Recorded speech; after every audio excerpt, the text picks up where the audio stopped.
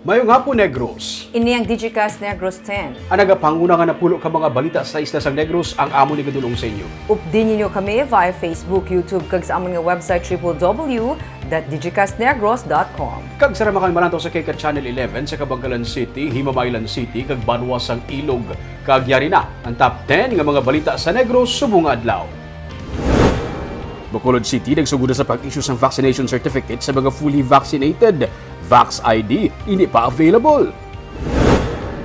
LTO Bacolod nagapanindugan nga wala may nabaton nga memo nga untaton ang pagpaagi sa mga light vehicles sa MVIC. Sa Bacolod City, barangay tanod nga naga-tricycle driver, kintiro patay. Sa San Carlos City, habal-habal driver patay iya pasahero pilasod matapos mabungguan sa truck. Kag sa Digicast Weekend, tripping sa isa ka luxurious nga village kag istorya sa pagkabaganihan sa mga nagpabata sa isa ka COVID-19 patient samtang yara sa sulod sang ambulansya. Inatanan sa Digicast Negros X.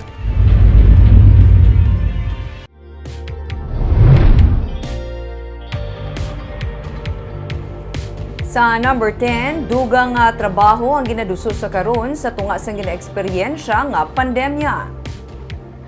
Inisuno kay Senator Joel Villanueva nga pamuno sang Senate Committee on Labor. Yara sa probinsya sang Huwebes ang senador sa pagpanagtag kaupoy kay Negros Occidental Governor Eugenio Jose Lacson sang assistance gikan sa Department of Social Welfare and Development sa mga individual nga yara sa crisis situation. Ang kabilugan nga assistance ang nagabalor sang 1 milyon ka pesos para sa 334 ka mga benepisyaryo gikan sa kanto ni Isabela kag Tuboso. Ang tagsa nagbaton sang 3,000 pesos. Sa idalom sang National Employment Recovery Strategy, ginsiling ni Villanueva, ginaduso ang job creation. 8.1% suno sa iya ang unemployment rate sa pungsod. 3.88 million ka mga Pinoy ang wala sang trabaho subong. Mataas naman ang underemployment suno sa iya. Bisan ang mga overseas Filipino workers nga nagapauli subong, may kabudlayan nga makabalik sa luwas bangod hindi sila competent sa mga bag-o nga trabaho sa idalom sang new normal. Rason nga importante ang training. Ang digital career suno sa iya, amo man ang nagasanyog sa karon. And that's why dun sa National Employment Recovery Strategy, ang sinasabi natin dapat magkaroon tayo ng scorecard. How many new jobs will be created in this province, in this region? Where are these jobs coming from? Because we already figure out 2 million new jobs will be created. Saan? Ilan sa agriculture, ilan sa manufacturing, ilan sa construction, ilan sa IT BPM. And with that, mamomonitor natin.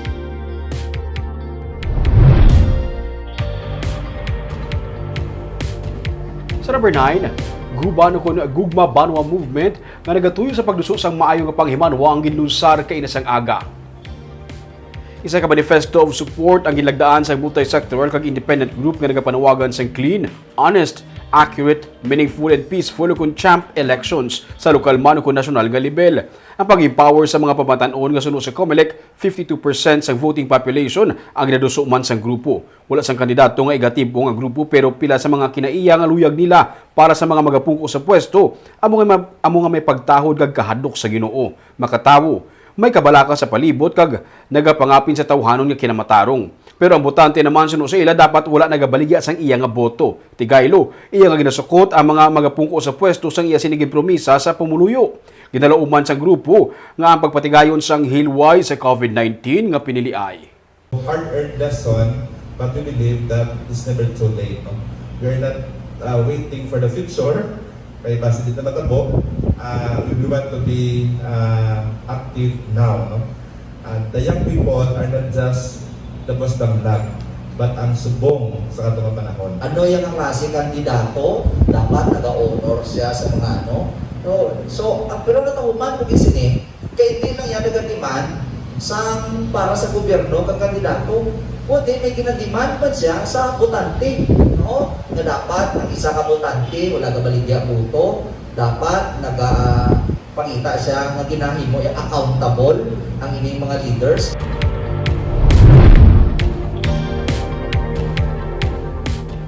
Sa number 8, senior citizen kag menor de edad na sapwan patay sa syudad ng Sipalay kag Kabankalan.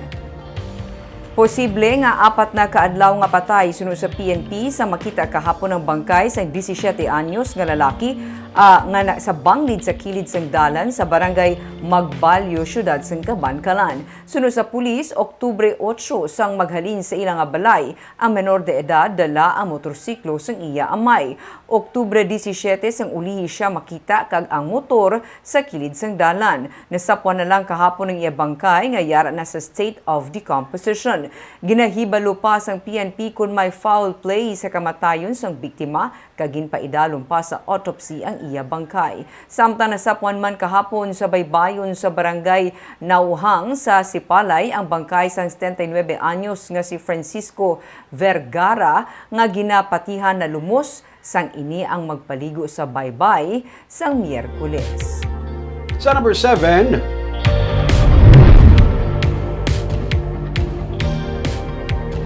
lalaki patay matapos bunon sang iya kaugalingon nga bayaw. Patay ang 48 anyos nga si Guillermo Tuanda matapos bunon sa Miyerkules ang gabi sa iya mismong bayaw sa barangay Paitan sa Escalante City. Sa investigasyon sa PNP, ginbuno sa sospek kasi Santiago Sabilano ang iya bayaw nga si Tuanda matapos siya nga sawayon sang iya bayaw sa ilaaway sang sospek kag sang iya nga iloy.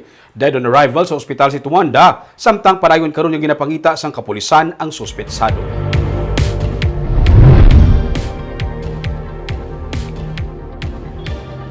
Sa number 6, habal-habal driver patay angkas pilason sang mabungguan sang truck. Patay ang 45 anyos nga driver sang habal-habal nga si Joe Rami Azucena, samtang pilason naman ang iya angkas nga pasahero nga si Gloy Serbolyes matapos sila mabungguan kahapon sang truck sa barangay Bulwangan sa San Carlos City. Sa investigasyon sang PNP, ang dump truck ang nagasunod sa habal-habal sa highway sing hinali na lang madulaan ini sang preno kabangdanan nga iya nabunggo ang pangulihi nga bahin sang motor. Naglabog ang duha ka pasahero bangod sang pagbunggo. Dead on arrival sa ospital si Azucena, samtang padayo naman nga ginabulong ang iya angkas. May initial settlement naman ang tag-iya sang truck kag ang pamilya sang biktima sunod sa pulis.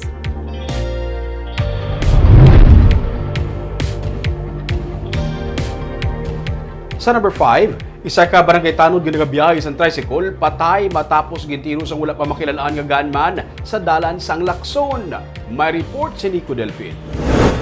Patay na sang maabtan sang iya pamilya ang 42 anyos nga si Michael Hugo nga nagahapa sa kilid sang isa ka hotel sa 13th Street Lacson sa Bacolod kaina sang aga.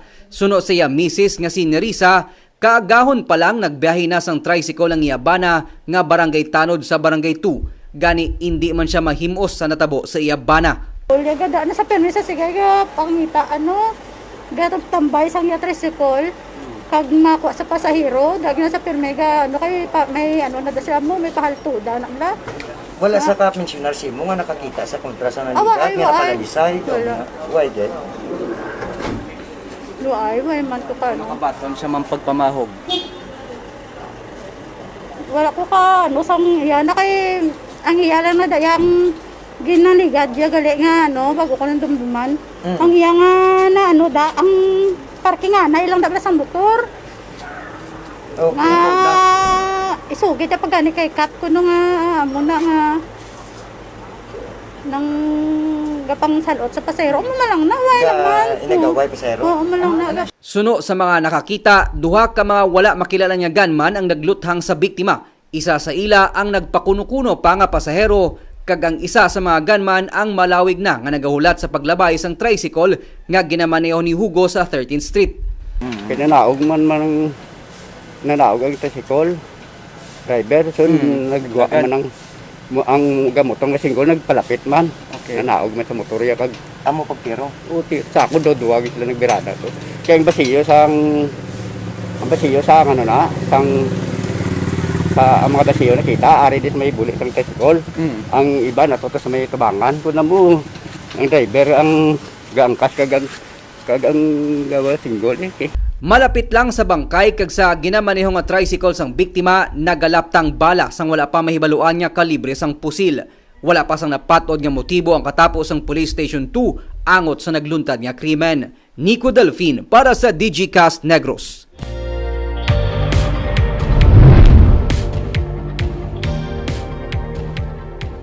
Sa number 4, Dumaguete City malapit na sa tunga ang nabakunahan sa target population, samtang Negros Oriental masobra naman sa 30%. Padayon ang pag-abot karon sa COVID-19 vaccine sa Dumaguete City sa Negros Oriental. Ginbaton sa syudad sini nga semana ang malapit 1 ka gatos nga COVID-19 vaccines gikan sa Negros Oriental IATF. Ini ang ginakabig sang syudad gadako nga bulig ilabi na nga malapit na sa karon nga tunga na ang nabakunahan sa syudad. Yara na sa 42% ang nabakunahan sa target population sa Dumaguete. 42,965 ang vaccinated individuals sa syudad gikan sa 100,542 nga eligible residents.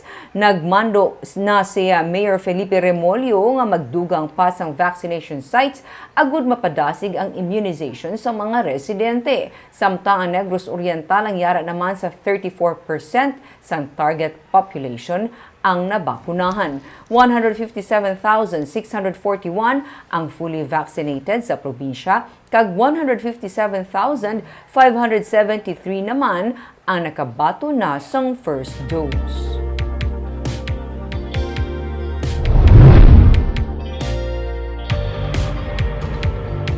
Sa number 3, LTO Bacolod magapadayon sa pagpatuman sa pagpaagi sa mga light vehicles sa Motor Vehicle Inspection Center bangod wala pa sa minabaton nga memo gikan sa Regional Office. Samtang katapos ang Transport Group nga undok ang nagpatigayon sa transport caravan bangod sa sunod-sunod nga pagsaka sa bili sang produkto petrolyo. Ma-report si Nico Delfin. Sa kilid sang dalan Gatuslao nagtipon ang mga driver sang jeep kag tricycle para sa ginpangunahan nga transport caravan sang undok kaina sang aga. Kabahin sa mga panawagan sang grupo ang pagkakasang dugang nga buwis sa oil company nga nagaresulta man suno sa ila sa padayon nga pagsaka sang presyo sang produkto petrolyo. Kadungan sini ang paghinyo nila sang dugang nga ayuda kag fare increase agud man makatibawas ang ila pamilya sa epekto sang pandemya. Nagalao man sila nga kuntani hindi ma-monopolize sa mga private motor vehicle inspection center ang pagpatuman sang Land Transportation Office sang Land Transportation Management System. Sa press release na ginpagwa sang LTO Central Office sa Manila, ginsiling ni Assistant Secretary Edgar Galvante nga nagapabilin nga suspended ang mandatory vehicle inspection sa mga PMVIC kag mangin optional lamang ini sa mga tag-iya kag operators sang salakyan. Ginklaro niya man nga ang mandatory vehicle inspection lamang ang suspended kag hindi ang operation sa mga PMVIC.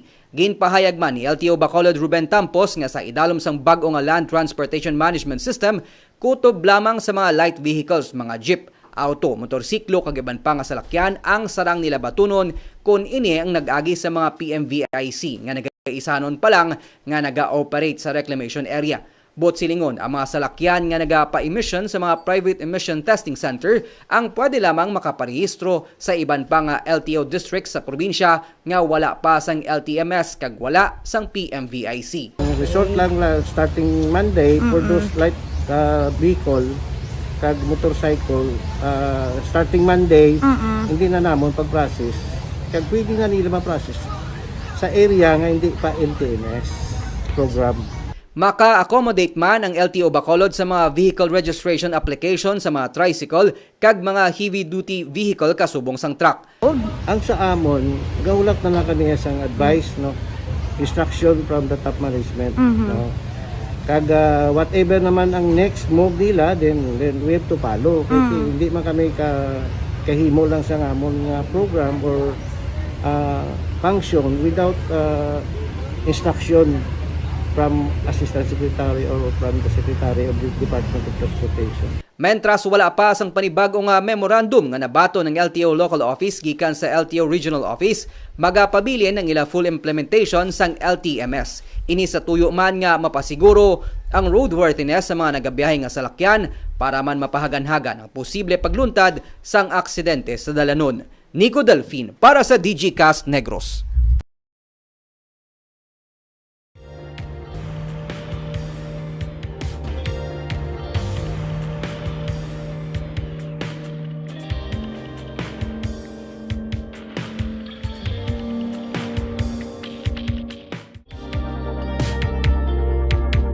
Sa number 2, may paglaom. Ini ang pagpati ni Bacolod Bishop Patricio Buzon para sa 2022 elections karon nga sunod sa iya may sarang nga mapilian.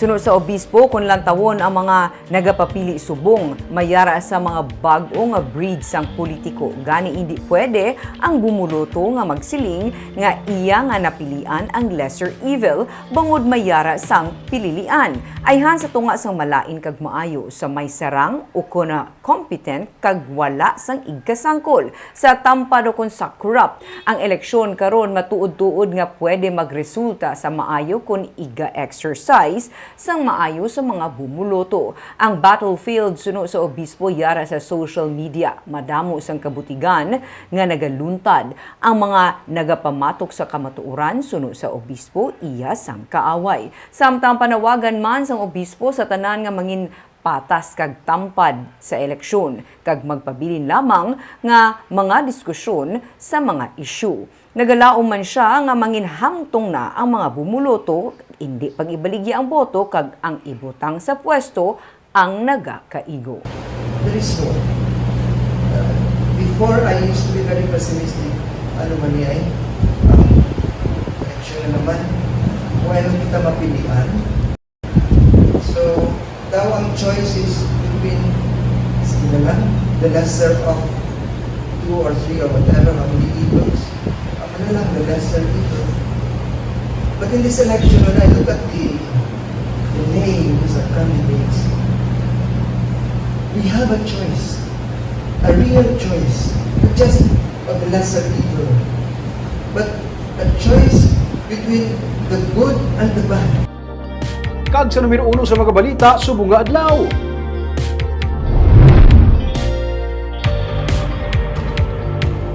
Vaccination certificates ang itsugura na sa pag-issue sa City Health Office sa Bacolod para sa mga local travelers pati na sa mga OFW nga magabiyahe sa luwas. May report si Nico Delfin.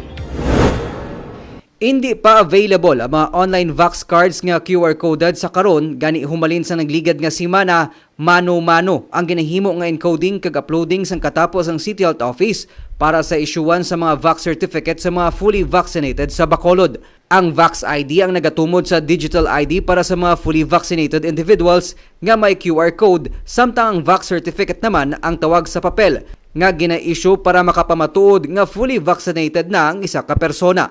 Suno kay Dr. Edwin Miraflor, OIC sa Bacolod City Health Office, tanan nga mga fully vaccinated sa Bacolod ang sarang magkuha sang Vax certificate nga pwede nila gamiton sa domestic travel kag bisan sa mga OFW nga manuglakat sa abroad. A few days ko ma-launch kita sa aton nga Vax cert nga may QR coding sa iyan sa city sa Bacolod. Pero ang mga nag-signify nga may travel, mga OFW ta, pwede nila i-try ang Vax Cert PH na site, no? Kay base may hara na ilang na-encode ng ilang vaccination certificate nga iya ka DICT. So sa aton diri mano-mano na diri nga encoding, i-encode, i-print sa ilang vaccination certificate nga pwede man nila gamiton magkadto sa BOQ or sa mag-travel sila. No, so may ara lang tan wala man na dibayad. So may mga safeguard ta ang ang dry seal sang medical legal office. Ang Department of Information and Communications Technology ang mayara na sang pilot launching para sa mga luyag mag-apply para sa digital vax card agi sa link nga www.vaxcertificate.doh.gov.ph. Ugaling kutob lamang anay sa mga OFW ang sarang nila ma-accommodate. May iba nga na-encode na, nga nag-tsakto ang spelling, tsakto ang encode nila nga dates ng ilang vaccination. Matugmain na nang mayara nga nag-generate na ang DICT sang QR code nila nga vax cert. Pero si Beverly Ramos, personal nga nagkuha sang vax certificate sa CHO para sa utod nga siman nga ara sa Manila. Hindi makakuha sang digital vax ID ang iya utod, gani ang vax certificate gikan sa CHO ang iya ginkuha. Iyan ni bala nga, ano ni sa tawag Vax card. Oo. Tapos, pa-issue na lang di. Dire sa Bacolod. Amo na lang na. Oo, okay, maging baton Manila. Kung baton man, kiti kumapuli pa siya, pila dan ang pliti. Ginapaabot sang pamunuan sa Bacolod Emergency Operation Center nga sa madason nga inadlaw, mangin accessible na sa mga fully vaccinated ang digital app sang syudad para man sa mga magakuha sang digital bakuna cards. Nico Delfin para sa Digicast Negros. Weekend na naman sa buwas, mayara kami sang impreparar nga mga content nga pang pag-good vibes. Nakabati na kamo sang Forbes Hills sang Mega World. Permita ini malabyan sa Bacolod Silay Airport Access Road. Pero ano ayan ang itsura sa mga balay sa sunod sang sini nga luxurious nga village? Kag ano ayan ang pwede himuon sa ilaga clubhouse kung diri ka naga-star? Of di nyo kubwas, ato libuton ang sunod sang sini nga village sa tripping ni Ruming at 10 a.m. Kag sa Sunday naman, aton balikan ang istorya sa isa ka babae nga COVID positive kag sa sulod mismo sang ambulansya nagbunag sang iya nga anak. Dina sa Baganihan naman at 10 a.m. sa Sunday.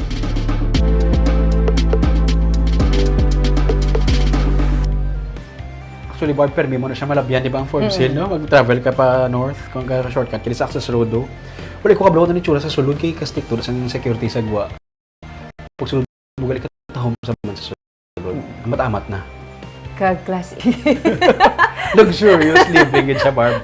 Ang iyang klabaw sa hotel style. Amo na, Ming, I think lang tawo kung inabuwas. Kiti, syempre, wala akong kanunod. Feeling ko, Barb, yung ma-start ko dito, kuha na ko guro, ma-caretaker.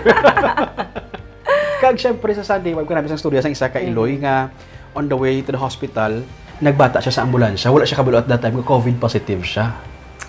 Pero Ming, no, kadamo pala sang amo na Mga heroes. cases. Oo. Gagawa man naman nga mga heroes tungkol sa sini nga mga cases.